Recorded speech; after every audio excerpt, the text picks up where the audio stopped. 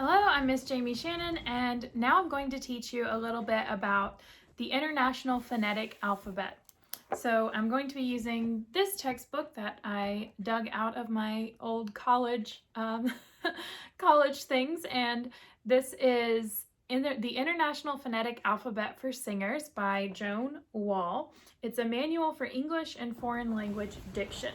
So first I'll read a little bit in here and that lets us know what is the International Phonetic Alphabet.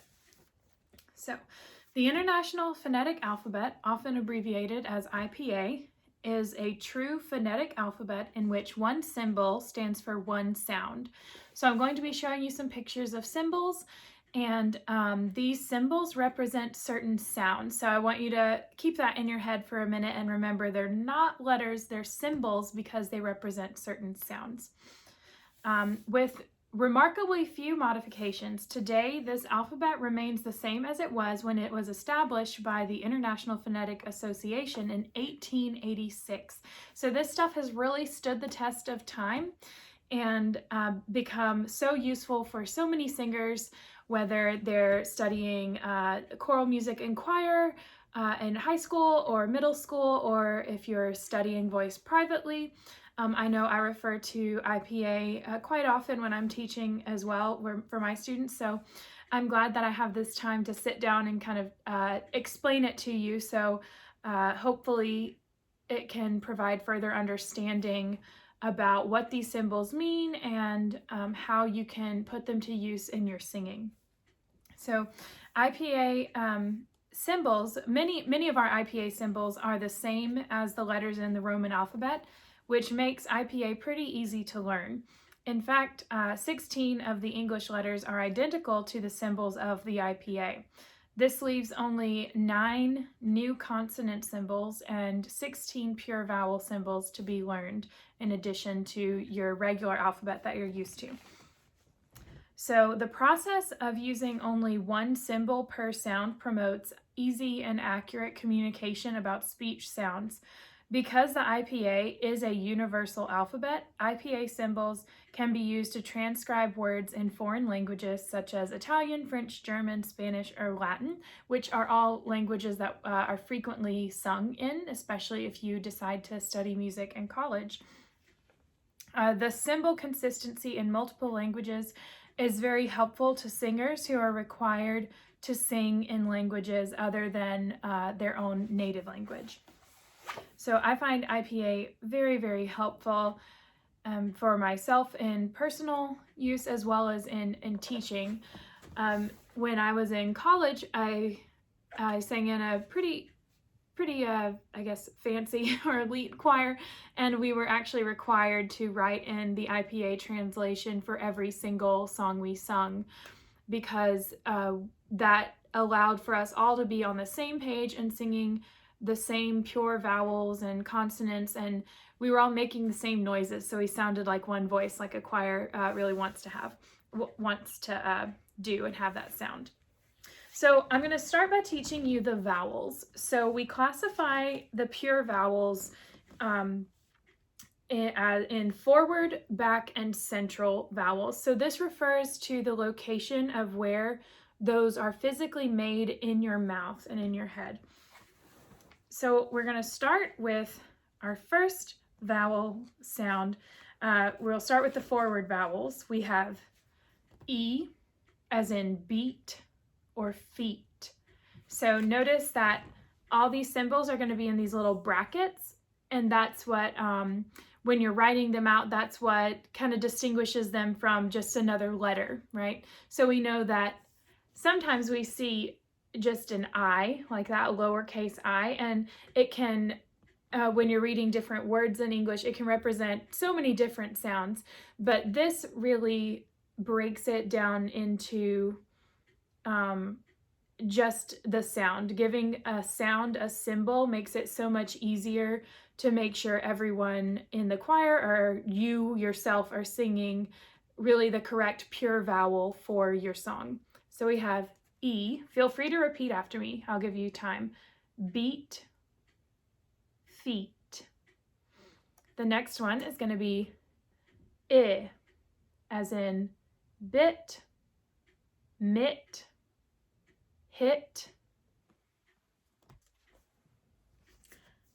The next one is the pure A sound. This isn't used a ton in English other than in chaotic. Usually this vowel by itself is not used too much in English, but that pure A, bright A sound is very, very helpful for singers. And then, so normally you see that sound coupled with I, and this creates what we call a diphthong, meaning two vowel sounds. So here we have bait, wait, mate, anything with that A, I sound.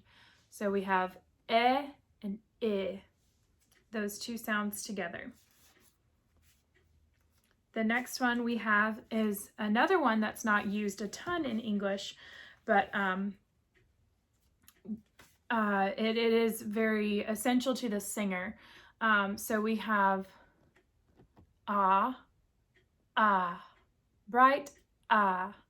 Notice I've written some little pronunciation underneath it. So this sound in the general American like standard, no regionalism, no dialect to their voice is going to be it is not going to be used as much. But if it's someone who speaks with that stereotypical like Boston accent, you're gonna have like, it's that same sound as if you were gonna say pak the ka, same sound there. Notice this is different from this sound, which we'll get to in a second. Let me finish with the forward vowels. So the last two forward vowels, this one is e, or this symbol is called epsilon. So it has that e sound in it, as in bet, met, or get. Now our next one is a. So this one looks a little funny. It looks like two letters combined there. And this makes the sound that is made when you say bat, hat, had, mad, those sort of sounds. Now we'll get to our back vowels.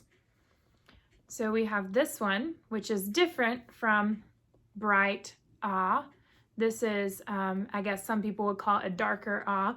It's the same ah that sounds when you say father or yacht or toxic. So notice how that's different than pak the ka. It's father, yacht, toxic. It's made further back, which is why it's classified as a back vowel, and the other one is classified as a front or forward vowel.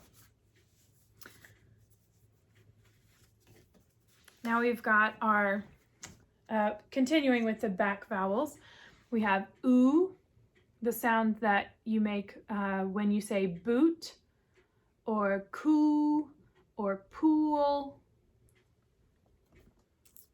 And then we have as in book, pull, cook, designated by this sort of horseshoe looking symbol.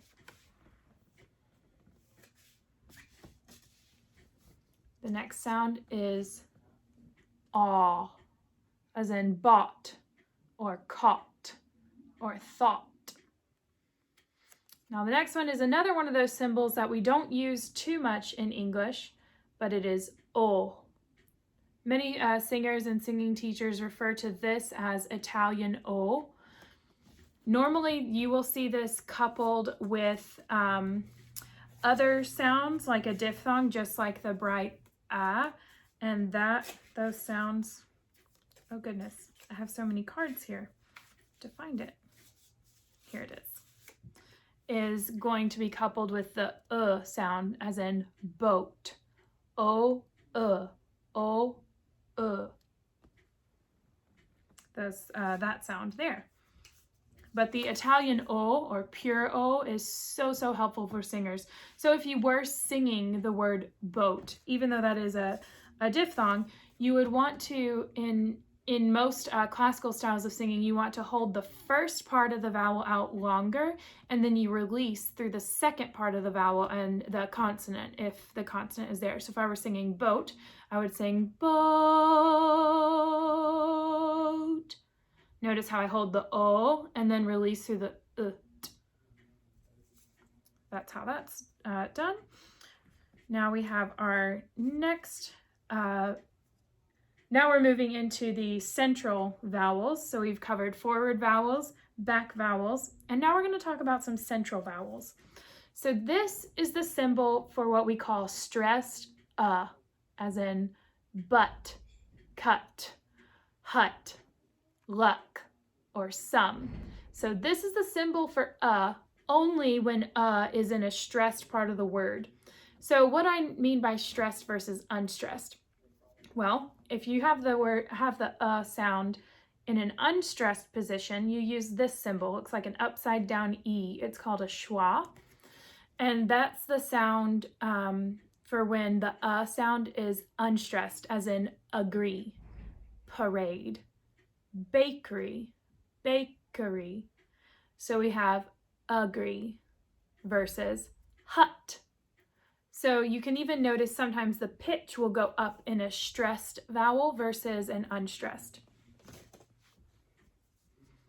Now we're getting into our diphthongs. So we talked already a little bit about the A as in bait, wait. That's one of our diphthongs. We talked about O, as in boat. Here that is. O, boat. And now we have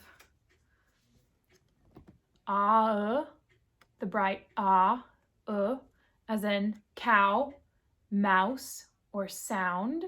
So you combine that bright with the sound. And then again we have this bright with by, hi, my, those sort of sounds. Now we have the diphthong with the sound and the sound, as in boy, boil, joy, oil, or join. Those sounds. And then there's one more vowel sound we should talk about. It is, I'll hold up the so we see the difference. So this is as in bet, met, that forward vowel there. And then this is the symbol for the sound you make when you say earn or turn. So this one is specific with that R coloration. You're not going to see this one or use this symbol unless it's usually followed by a R or an R sound.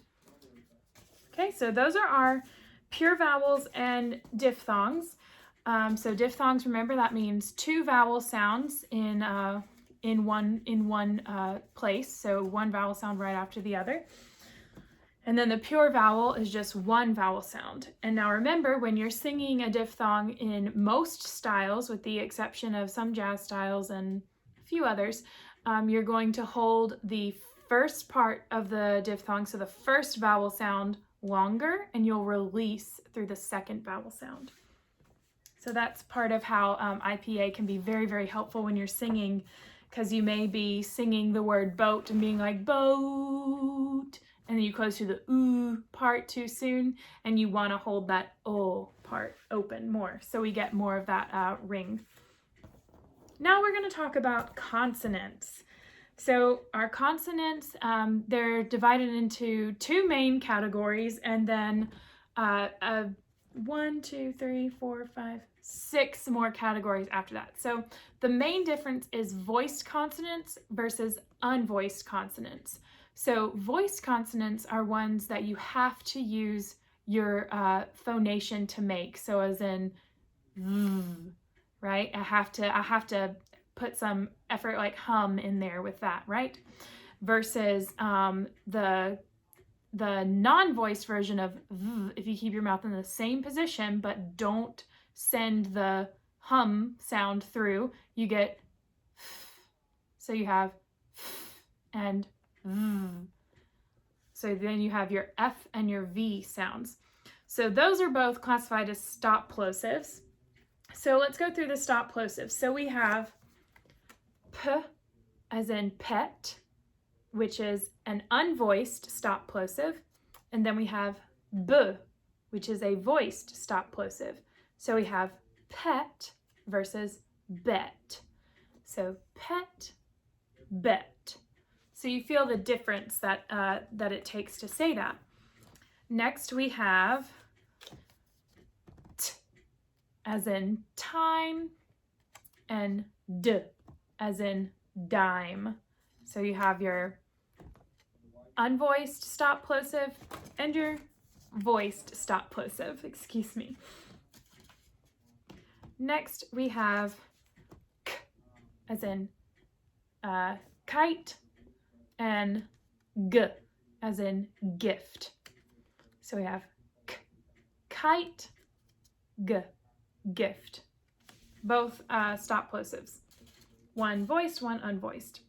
All right, now we're going to move into our nasal consonants. So all of these consonants require that your voice be used because it's M as in moon and N as in noon, moon or money, or N as in noon or none.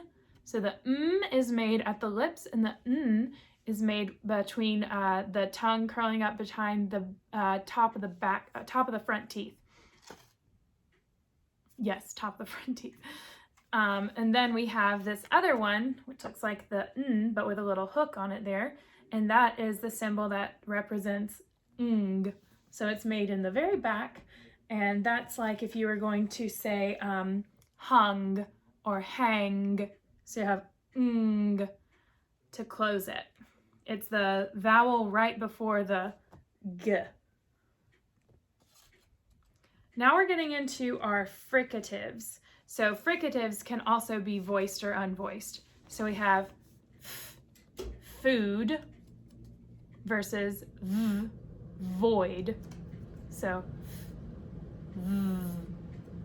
I believe I misnamed this as a stop plosive earlier. These are fricatives. I apologize. This is a food, void. Our next one, these do not look like letters at all unless you're familiar with the Greek alphabet. So you have this one, which is unvoiced TH sound, as in thing or think. So you have the sound versus this sound, as in the or than. So we have think and than. Differences there. So those are easily recognizable as symbols, not letters. You're not going to confuse these for letters, but we still put them in the brackets anyway. Now we have our next fricative, which is s versus z. So s as in see or z as in zip. Now we have some more that look definitely look like symbols. So this is the unvoiced sh sound, as in she. And this is the voiced sound, the zh, as in azure, azure. And she and sh. Those are a little more difficult, but you understand. Now we have our last fricative, which is a h sound, as in heat, heat. And there's, in English, there's not really a voiced version of this. This is just unvoiced. And that happens right at the glottis, actually. Now we have our lateral consonant, lateral consonant, the L sound, as in lift. Now the L sound is very, very interesting because a lot of the times it can be made in the back of the throat or in the front. So it can be made in the back of the mouth or in the front. So in choir, a lot of the times your teachers will have you flip the L, is what they'll call it. They want you to make it at the front, like this, la la la, there, rather than la la la, because at the back it slows it down and distorts the vowel. So when you're singing, you definitely want to use that forward L sound because it's cleaner and it gets you straight to the vowel quicker. Our next one is going to be our next category is going to be glides. So we have this one, rose, rose, and then this symbol, which we talked about, it's called a yacht, and it makes the y sound for yes, or yay, as in yay, no school. And then we have the unvoiced wh, as in when, versus this one, where, w. So we have wh and w, as in water, were, where as in you wear something, versus where as in where is it. And then we have our last two consonants, which are combination consonants. So we have this one, which is for the unvoiced ch sound. So we notice we have the t and the sh. So it's basically combining those. It's the combination consonant. So it's the sound you make when you say cheek or cheat. And then the last one is the voiced J sound. So like jeer or gin, or my name's Jamie Shannon, so this would be Jamie, J, with the D and the J, like we learned in Azure, J. So that's my intro to the International Phonetic Alphabet. So I hope you enjoyed it. I hope you learned a little bit about why we use this and why it can be helpful, and I hope that it helps you out in any of your singing endeavors, and best of luck.